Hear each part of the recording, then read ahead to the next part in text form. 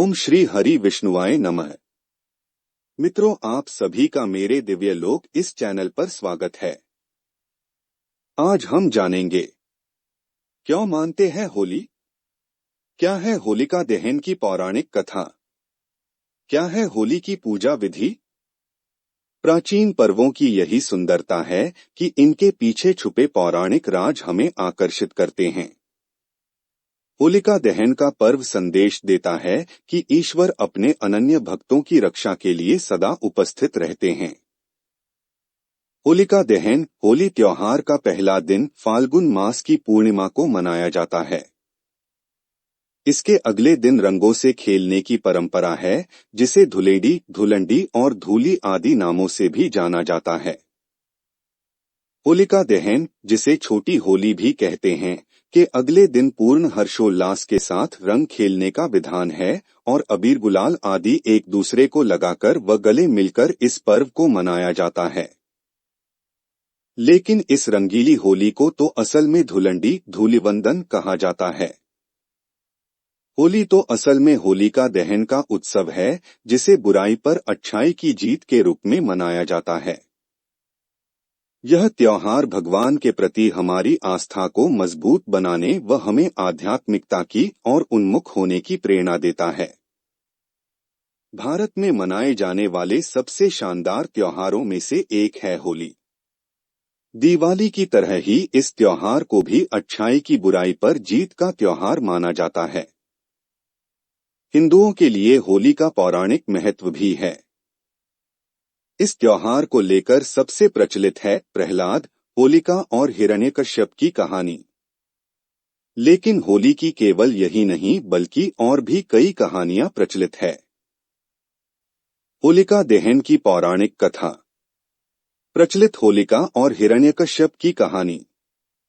होली के साथ एक पौराणिक कथा भी जुड़ी हुई है। हिरण्यकश्यप एक राक्षस राजा था। उसका पुत्र प्रहलाद भगवान विष्णु का भक्त निकला। बार बार बोलने पर भी प्रहलाद विष्णु भगवान के गुण गाता था। हिरण्यकश्यप क्रोधित हुआ और भक्त प्रहलाद को कई तरह से डराया धमकाया, यहाँ तक कि उसे जान से मरवाने के लिए भी प्रयत्न किया। लेकिन प्रहलाद को भगवान की रक्षा से कुछ भी नहीं हुआ। हिरण्यकश्यप ने प्रहलाद को मार डालने के लिए अपनी बहन होलिका को नियुक्त किया था। होलिका, जिसने घोर तपस्या से अग्नि देव से ऐसा वरदान पाया कि आग में रहने पर भी उसे कुछ भी नहीं होगा। अपने भाई की परेशानी जान वो हिरण्यकश्यप के पास आई और प्रहलाद को मारने की इच्छा जताई। हिरण्यकश्यप की आज्ञा से वो भक्त प्रहलाद को गोद में ले अग्नि में कूद पड़ी। वहां दैवीय चमत्कार हुआ।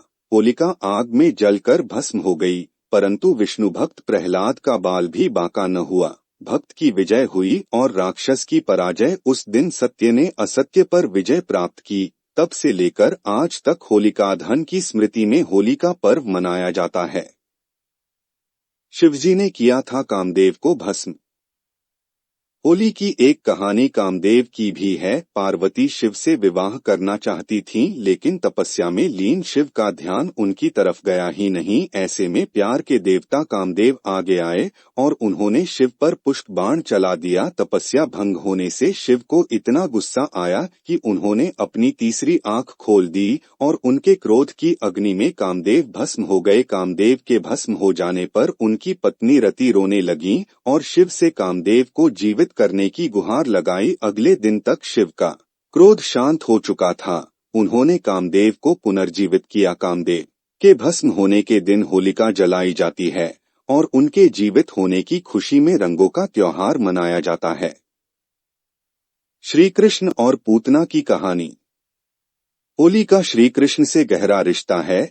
जहां इस त्योहार को राधा कृष्ण के प्रेम के प्रतीक के तौर पर देखा जाता है, वहीं पौराणिक कथा के अनुसार जब कंस को श्री कृष्ण के गोकुल में होने का पता चला तो उसने पूतना नामक राक्षसी को गोकुल में जन्म लेने वाले हर बच्चे को मारने के लिए भेजा। पूतना स्तनपान के बहाने शिशुओं को विषपान कराना था, लेकिन कृष्ण उसकी सच्चाई को समझ गए। उन्होंने दुग्धपान करते समय ही पूतना का वध कर दिया। कहा जाता है कि तभी से होली पर्व मनाने की मान्यता शुरू हुई।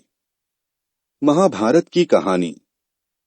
महाभारत की एक कहानी के मुताबिक युधिष्ठिर को श्री कृष्ण ने बताया, एक बार श्री राम के एक पूर्वज रघु के शासन में एक असुर महिला थी। उसे कोई भी नहीं मार सकता था क्योंकि वह एक वरदान द्वारा संरक्षित थी। उसे गली में खेल रहे बच्चों के अलावा किसी से भी डर नहीं था।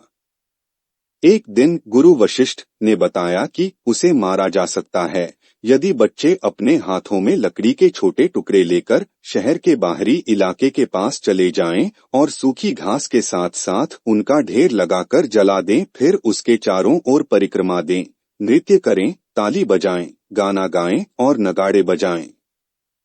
फिर ऐसा ही किया गया। इस दिन को एक उत्सव के रूप में मनाया गया जो बुराई पर एक मासूम दिल की जीत का प्रतीक है। होली का त्योहार भगवान श्री कृष्ण को अत्यधिक प्रिय था। जिन स्थानों पर श्री कृष्ण ने अपने बालपन में लीलाएं और क्रीड़ाएं की थीं, उन स्थानों को ब्रज के नाम से जाना जाता है। होलाष्टक। होलिका दहन से 8 दिन पूर्व होलाष्टक लग जाता है। इस दौरान किसी भी शुभ कार्य को नहीं किया जाता, न ही कोई धार्मिक संस्कार किया जाता है। यहाँ तक कि अंतिम संस्कार के लिए भी शांति पूजन करना आवश्यक होता है। होलिका दहन का शास्त्रों के अनुसार नियम। फाल्गुन शुक्ल अष्टमी से फाल्गुन पूर्णिमा तक होलाष्टक माना जाता है, जिसमें शुभ कार्य वर्जित रहते हैं। पूर्णिमा के दिन होलिका दहन किया जाता है। इसके लिए मुख्यतः 2 नियम ध्यान में रखने चाहिए। पहला, उस दिन भद्रा न हो। भद्रा का दूसरा नाम विष्टिकरण भी है, जो कि 11 कर्णों में से एक है। एक करण तिथि के आधे भाग के बराबर होता है। दूसरी बात, पूर्णिमा प्रदोष काल व्यापिनी होनी चाहिए। सरल शब्दों में कहें तो उस दिन सूर्यास्त के बाद के 3 मुहूर्तों में पूर्णिमा तिथि होनी चाहिए। होली पूजा विधि।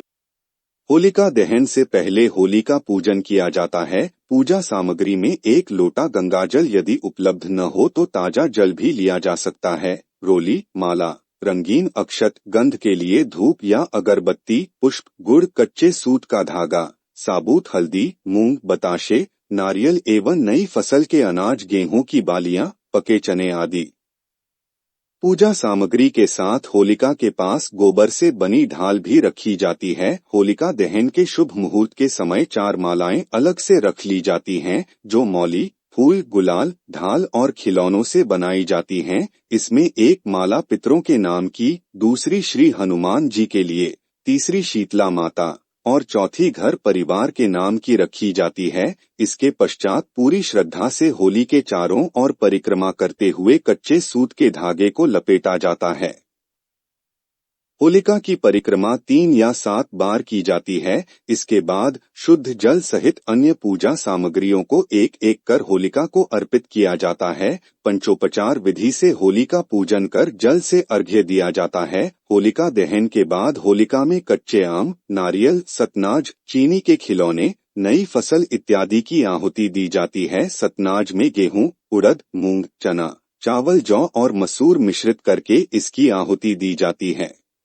नारद पुराण के अनुसार होलिका दहन के अगले दिन, रंग वाली होली के दिन प्रातः काल उठकर आवश्यक नित्य क्रिया से निवृत्त होकर पितरों और देवताओं के लिए तर्पण पूजन करना चाहिए। साथ ही सभी दोषों की शांति के लिए होलिका की विभूति की वंदना कर उसे अपने शरीर में लगाना चाहिए। घर के आंगन को गोबर से लीपकर उसमें एक चौकोर मंडल बनाना चाहिए और उसे रंगीन अक्षतों से अलंकृत कर उसमें पूजा अर्चना करनी चाहिए। ऐसा करने से आयु की वृद्धि, आरोग्य की प्राप्ति तथा समस्त इच्छाओं की पूर्ति होती है।